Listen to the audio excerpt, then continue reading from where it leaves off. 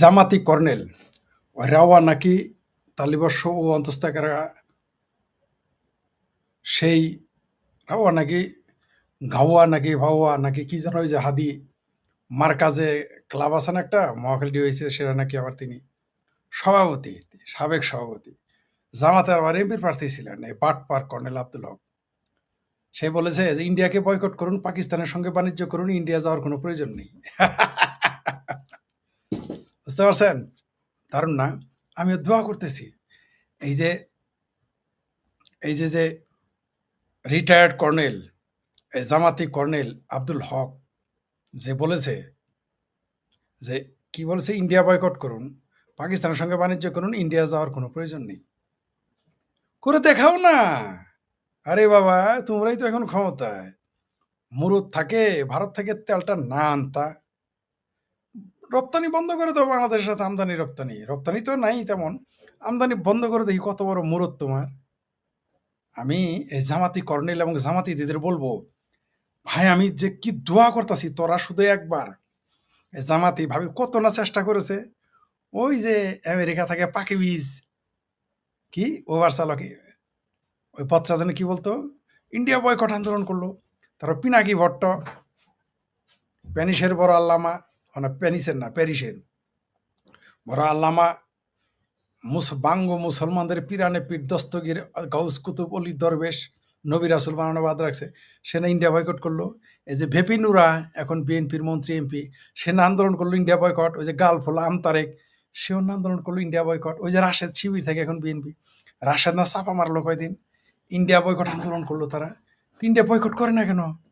এখন কই থেকে কোন ফাত্রা কর্নেল একটা আসছে, কর্নেল আব্দুল হক জামাতি, ইন্ডিয়া বয়কট করো না রে বাবা, করে দেখাও না।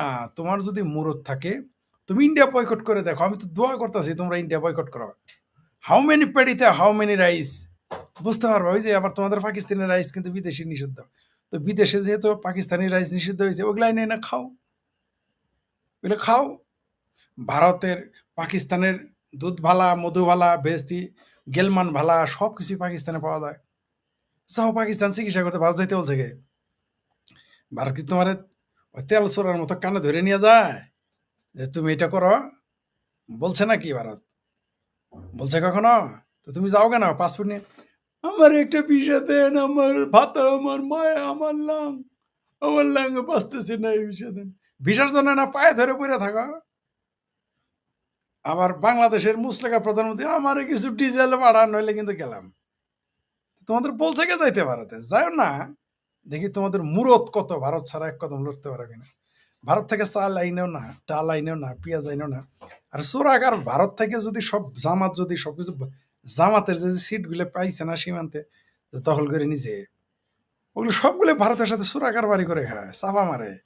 1 কোটি মুসলমান, 1 থেকে 1.5 কোটি মুসলমান ভারতে গিয়ে বান্দিগিরি করে খায়, কামের বেটিগিরি করে খায়, দিনমজুরি করে খায়। আমার বলে ভারতের সাথে সম্পর্ক রাখো না, তোমার রাখতে বলছে কারা?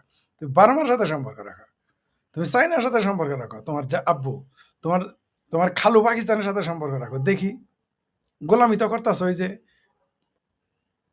কত দেশের না গোলামি করতেছ, কেবল কোনো সময় গিয়ে চাইনার গোলাম সাজাও, তুরস্কের গোলাম সাজা, আরো কত বড় বড় ভাসুরের গোলাম সাজতেছ, সাজাও। ভারত বাদ দাও না, আমি তো বলতেছি তো।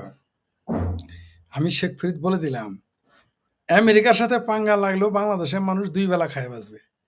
মিডল ইস্টের সাথে পাঙ্গা লাগলে মানুষ 1 বেলা খাইলেও বেঁচে থাকবে। ভারতের সাথে যেদিন পাঙ্গা নিবে, ওই যে বলছিল না কিসিঞ্জার, বাংলাদেশ তলাবিহীন ঝুড়ি, ওইটা হয়ে যাবে শুধু ভারতের সাথে না চললেই।